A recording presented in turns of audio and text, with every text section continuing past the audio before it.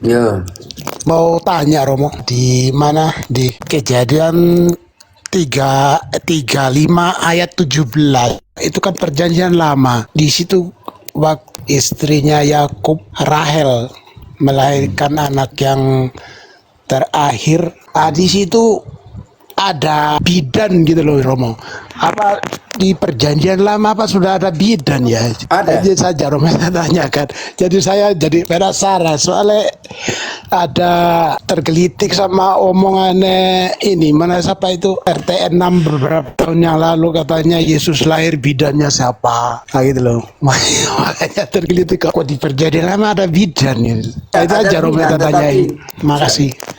dalam situasi Yesus punya, Maria jadi ibu dan bidan dalam waktu yang sama. Bidan memang ada dalam perjanjian lama. Contohnya ini, di dalam Keluaran 1, bantu dulu Fris, ke Keluaran 1 ayat 15-21, di situ diceritakan bahwa Pua dan teman bidannya itu sangat membantu untuk kelahiran bayi-bayi Israel. Sifra dan Pua penting sekali peran di dalam sejarah pembebasan orang Israel dari Mesir. Juru partus yang namanya itu diterjemahkan sebagai bidan ke Indonesia. Bantu dulu Kejadian Keluaran 1 ayat 15 mulai. Saya lihat di sini, tapi sebentar sedikit. Tetapi diterjemahkan ke Indonesia sebagai bidan. Bantu dulu. Saya lihat bahasa aslinya apa di sini. Keluaran ayat 15. Oke. Boleh. Raja Mesir juga memerintahkan kepada bidan-bidan yang menolong perempuan Ibrani. Seorang bernama Sifra dan yang lain bernama Pua. Oke, tahan dulu di situ. Frater bantu dulu di interlinear. Di di Spanyol itu sangat berbeda. Di sini namanya las parteras, artinya mereka yang membantu perempuan untuk melahirkan. Karena di Indonesia yang perawat yang membantu yang melahirkan dinamakan bidan. Oke, bantu dulu Frater. Kak Ginting, akun saya yang satunya coba naikkan dulu. Yang itu yang satunya lagi, coba naikkan dulu. Oke. Nah, saya pakai yang itu aja. Yang ini saya keluar ya. Oh ya, keluar. Oke. Nanti kita lihat di situ. Mana untuk besarkan. Oke, sudah online mau? Masuk? Ya, sudah di sini. Oke, baik. Keluaran 1:15 ya. Keluaran 1:15. Ya. Di sini dituliskan Indonesia diterjemahkan sebagai apa? Inggrisnya, bidannya. ya. Midwife ya, the midwife of Egypt ya. Tekan di situ. Dari kata yalat. Ini bahasanya. To bear, sorry. Ya. Untuk membantu melahirkan. Bring forth, melahirkan. Ya, beget. Nih. Tugasnya itu gitu. Jadi tugasnya untuk membantu jadi seperti itu. Jadi karena di Indonesia dikatakan bidan adalah pekerjaan seperti itu, maka yang dalam pengertian ini di Kejadian 35, kalau yang kau ambil tadi, bantu dulu Kejadian 35 dibaca dari 16, tapi dia minta 17, tapi saya butuh dari 16. Tugasnya apa di situ? Kejadian 35 ayat 17 ya, Ayat Romo? 16. Oh, 16. Sesudah itu berangkatlah mereka dari Betel. Ketika mereka tidak berapa jauh lagi dari Efrata, bersalinlah Rahel, dan bersalinnya itu sangat sukar. Oke, bersalinnya sangat sukar. Nanti apa yang terjadi di situ, bantu dulu. Sedang ia sangat sukar bersalin, berkatalah bidan kepadanya, "Janganlah takut, sekali ini pun anak laki-laki yang kau dapat." Dan ketika ia hendak menghembuskan nafas, sebab ia mati kemudian, diberikannya nama Ben-Oni kepada anak itu. Tetapi ayahnya menamainya Benyamin. Oke, pertanyaan kita di situ. Siapa yang membantu melahirkan? Bidan. Di dalam situasi Yesus punya sangat berbeda. Maria berfungsi sebagai ibu dan bidan dalam waktu yang sama. Ketika seorang bayi lahir, bidanlah yang akan membungkus dia dengan apa, kain? Lampin. Dengan kain lampin. Tapi Yesus punya, siapa yang membungkusnya dia? Bantu dulu di dalam Lukas 2 ayat 7. Bagaimana? Baca dulu dari 5 prosesnya. Lukas 2 ayat 5. Supaya didaftarkan bersama-sama dengan Maria tunangannya yang sedang mengandung. Siapa yang sedang Ketika mengandung di situ? Maria. Oke, lanjut. Ketika mereka di situ, tibalah waktunya bagi Maria untuk bersalin. Oke, tibalah waktunya untuk bersalin. Oke, bagaimana proses persalinannya? Bantu. Dan ia melahirkan seorang anak laki-laki, Tahan dulu.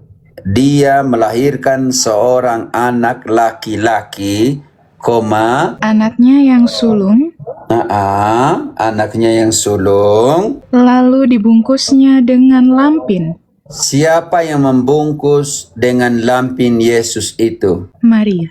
Tugas seorang bidan, yaitu dia setelah melahirkan anak, sedang membantu seorang ibu melahirkan, bidan akan membungkus anak itu dengan lampin. Dalam situasi Yesus, siapa yang membungkus dengan lampin? Baca kembali ayat itu, ayat 7-nya.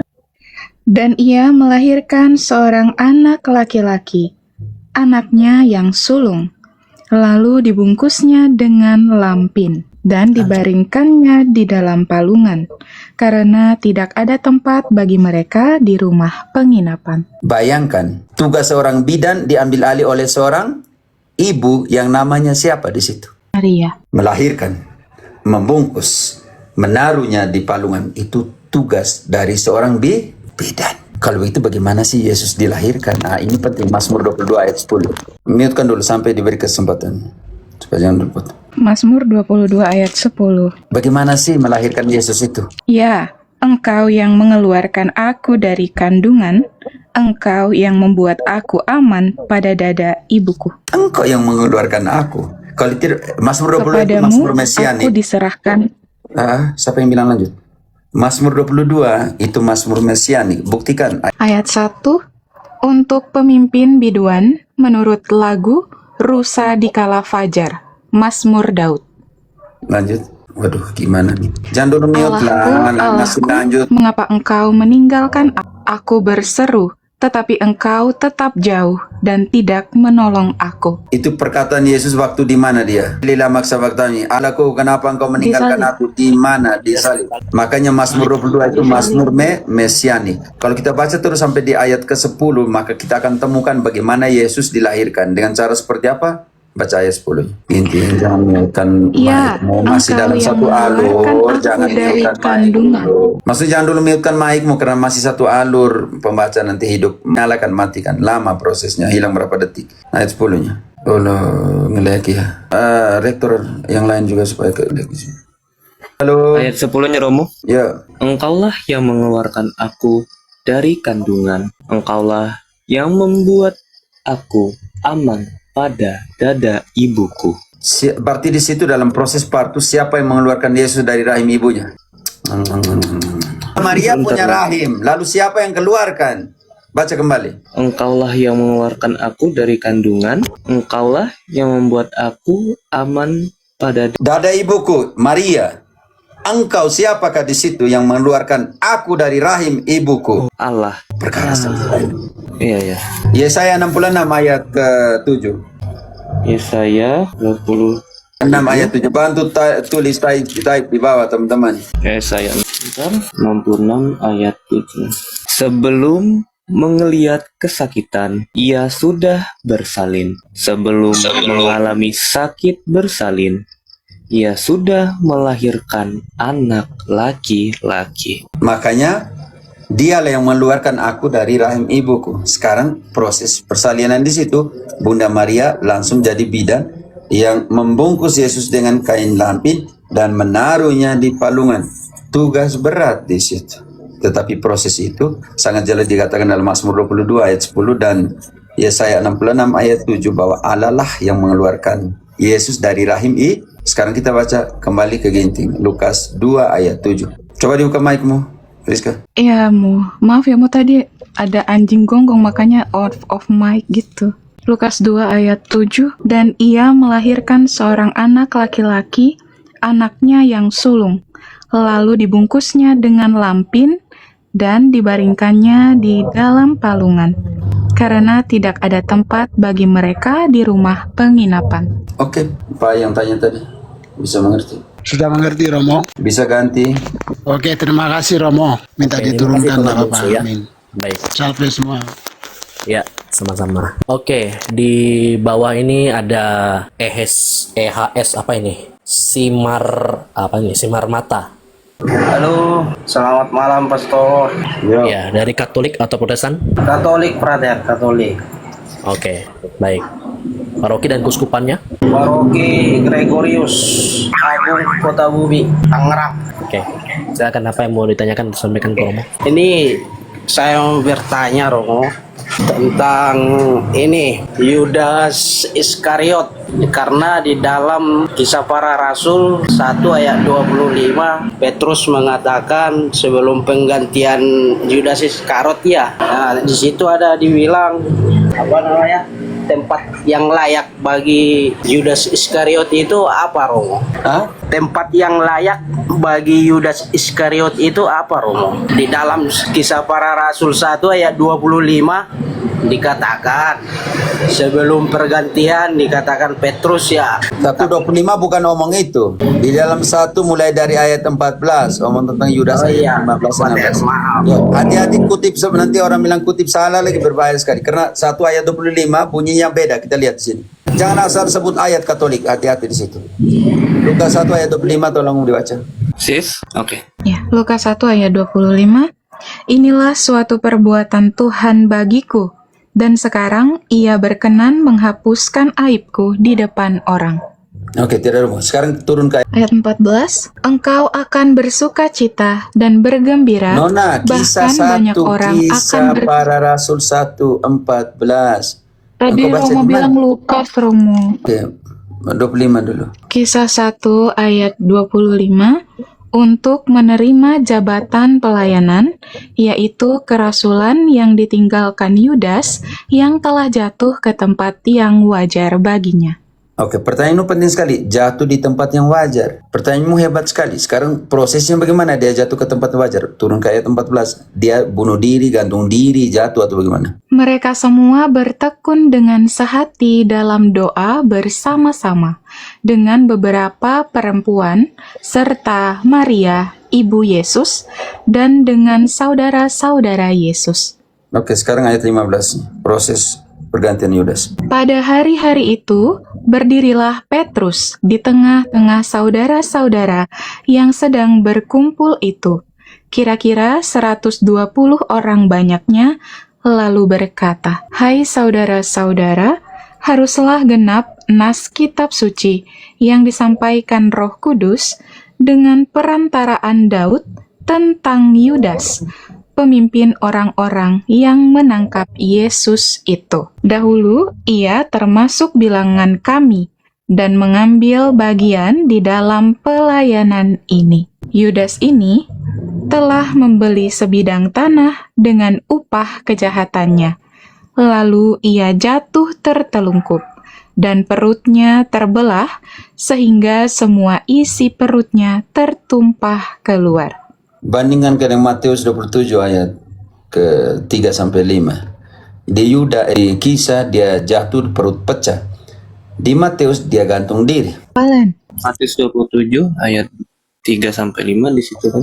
Pada waktu Yudas yang menyerahkan dia melihat bahwa Yesus telah dijatuhi hukuman, ia menyesal lalu mengembalikan uang yang 30 perak itu kepada imam-imam kepala dan tua-tua. Ia berkata, "Aku telah berdosa karena menyerahkan darah orang yang tak bersalah." Jawab mereka, "Apa urusan kami dengan itu? Itu urusanmu sendiri." Ia pun melemparkan uang perak itu ke dalam bait suci, lalu pergi dari situ dan menggantung diri. Dan pergi menggantung Diri.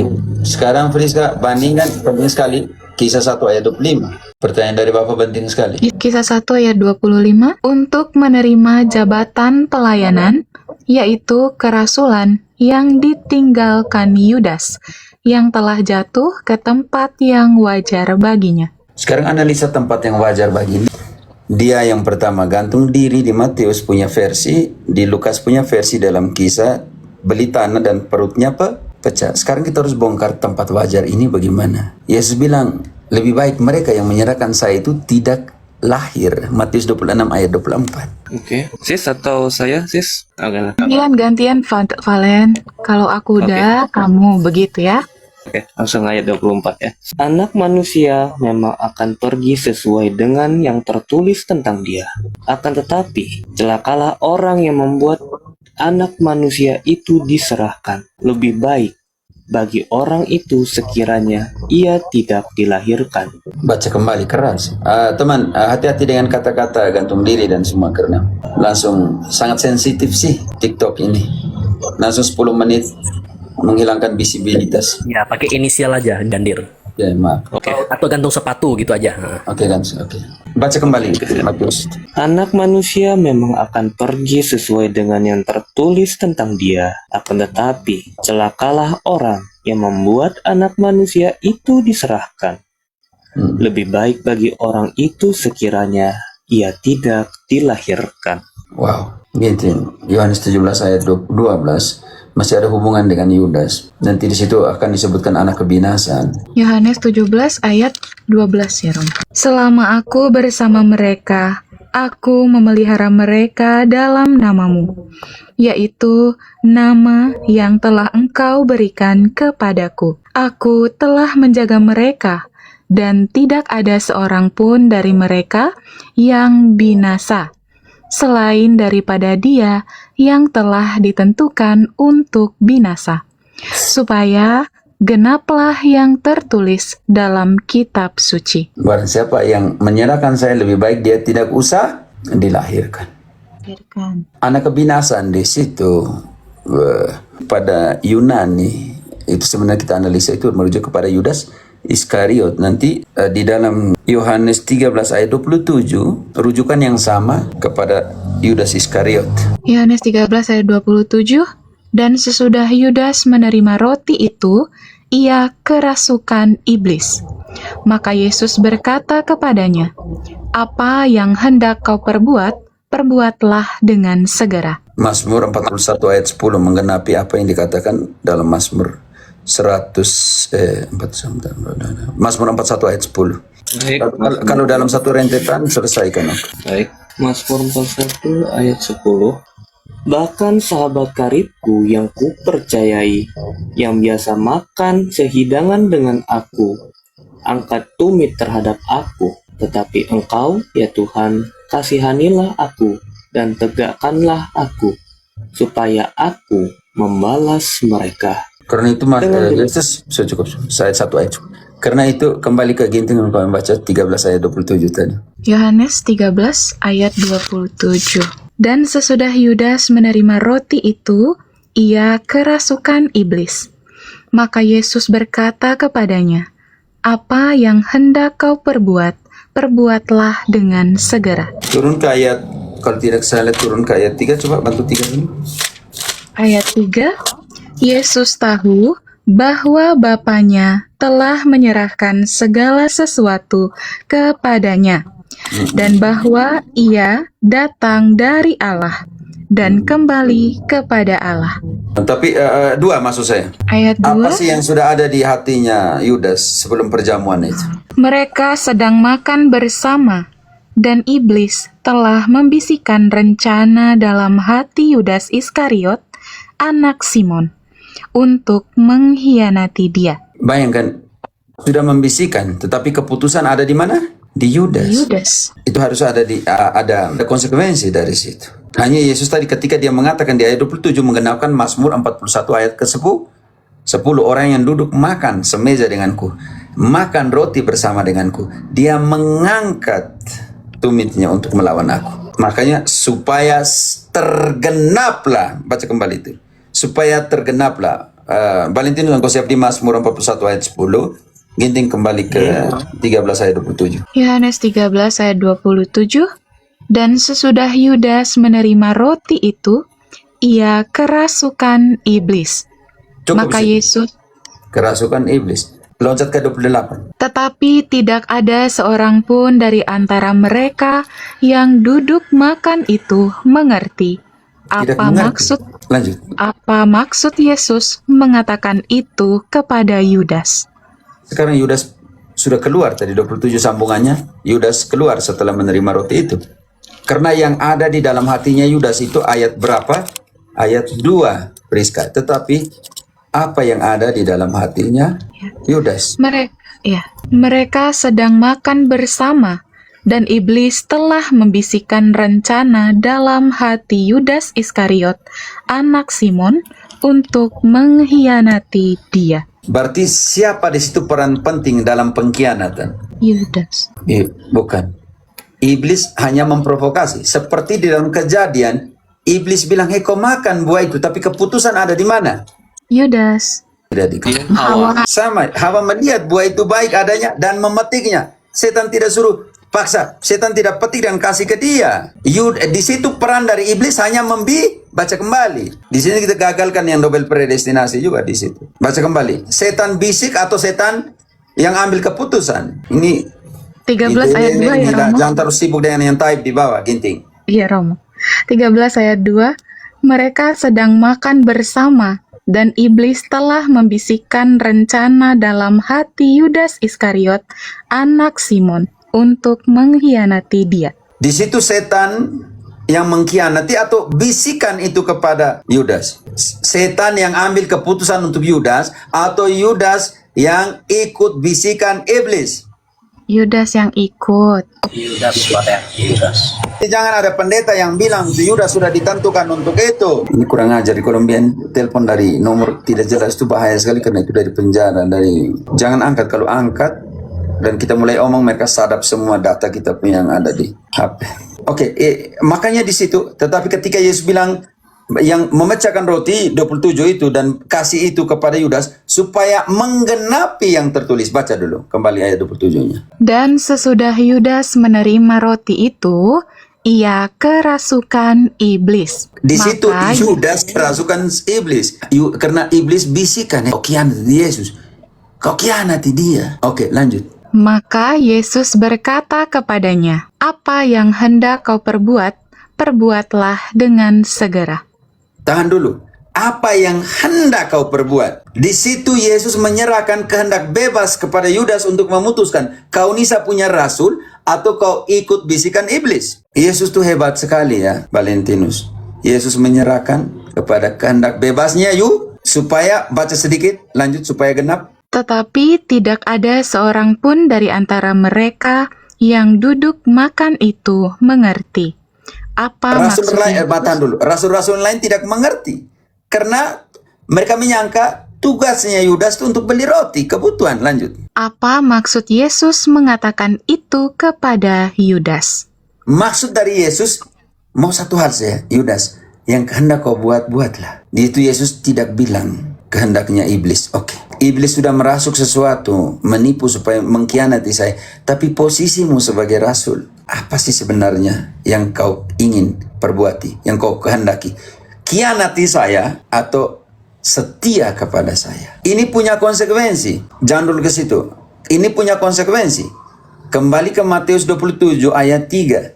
Dia menyadar, dia menyesal karena ikut bisikannya si iblis untuk mengkhianati. Makanya dia menyesal. 27 ayat 3, dia menyesal. Matius 27 ayat 3. Pada waktu Yudas yang menyerahkan dia melihat bahwa Yesus telah dijatuhi hukuman mati, menyesallah ia. Kenapa kalau sudah ditentukan dia mau menyesal? Kan lucu. Veritas, kalau kau sudah ditentukan dalam double predestinasi menurut Melatok, sudah ditentukan, berdosa sudah ditentukan. Berarti Melatok waktu minum air waktu debat dengan saya sudah ditentukan juga. Sudah ditentukan, Tuhan sudah menentukan. Melatok mengatakan perpecahan denominasi adalah dosa dan dosa adalah karya iblis. Sudah ditentukan. Iya lagi. Sudah ditentukan. Kenapa Yudas menyesal di situ? Baca kembali untuk double predestinasi Calvinis dong. Matius 27 ayat 3. Pada waktu Yudas yang menyerahkan dia melihat bahwa Yesus telah dijatuhi hukuman mati, menyesallah ia. Lalu ia membalikkan uang yang 30 perak itu. Mengembalikan, bukan membalikan. Iya. Lalu ia mengembalikan Friska, uang. membalikan tuh begini, peng, itu membalikan, oke. Ya, Friska artikulasinya kurang jelas ya Romo ya. Oke. Diulang ya. Lalu ia mengembalikan uang yang 30 perak itu kepada imam-imam kepala dan tua-tua. Lanjut, Dan sampai 5. berkata, "Aku telah berdosa karena menyerahkan darah orang yang tidak bersalah." Tetapi jawab mereka, "Apa urusan kami dengan itu? Urusanmu sendiri."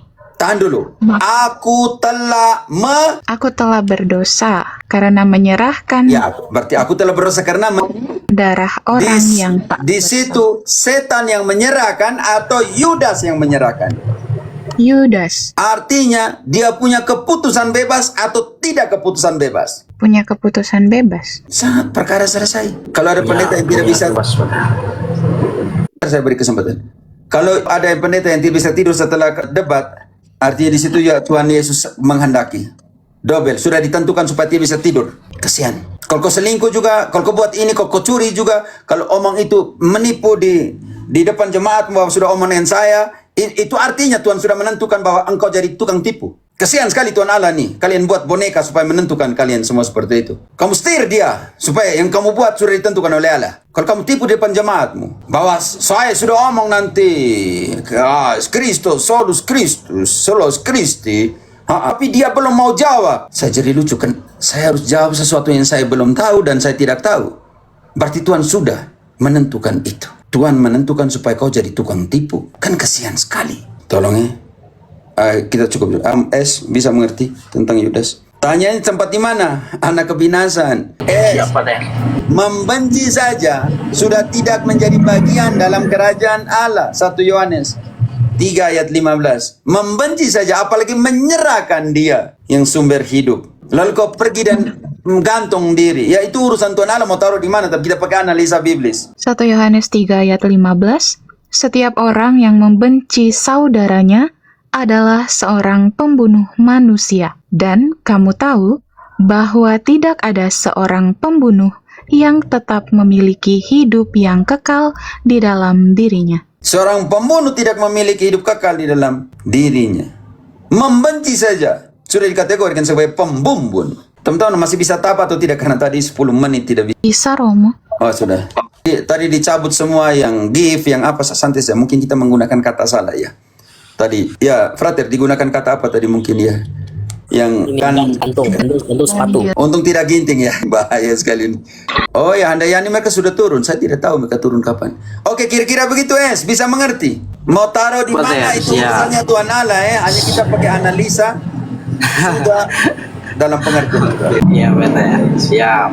Ya. Sebenarnya saya mau nyambung ini tentang orang-orang yang catut nama Pater.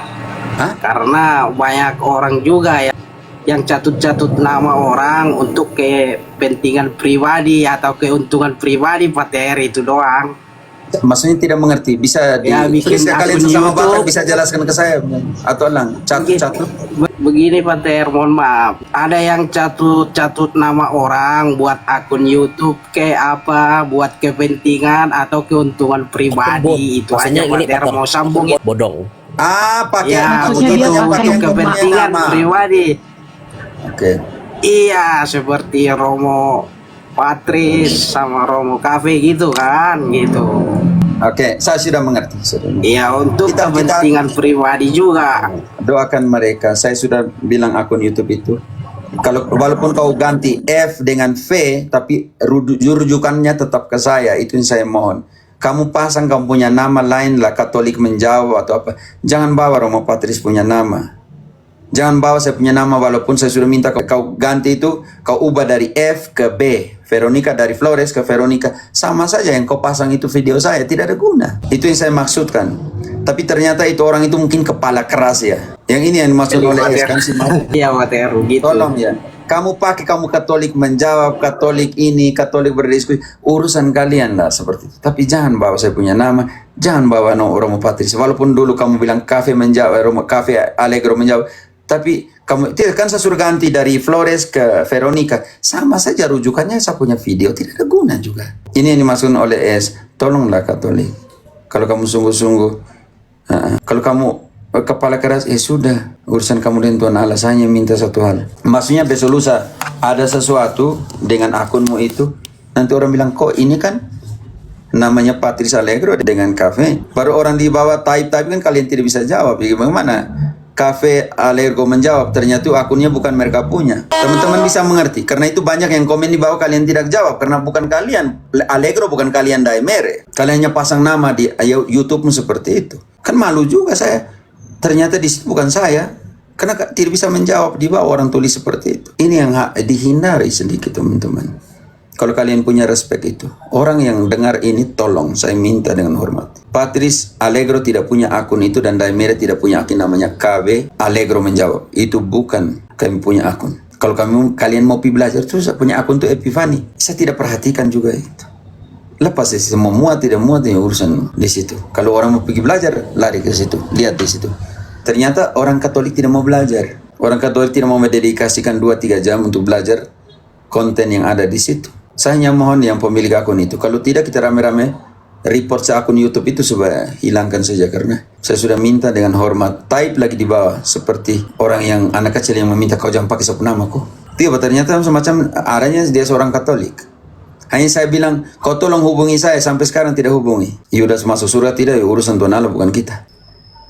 Kalau saya sudah di surga dan saya info ke kau, namanya siapa ini? Dan 15 PM. Yudas sudah ada dengan saya di sini di neraka. Saya kasih tahu kau. Begitu, Omes.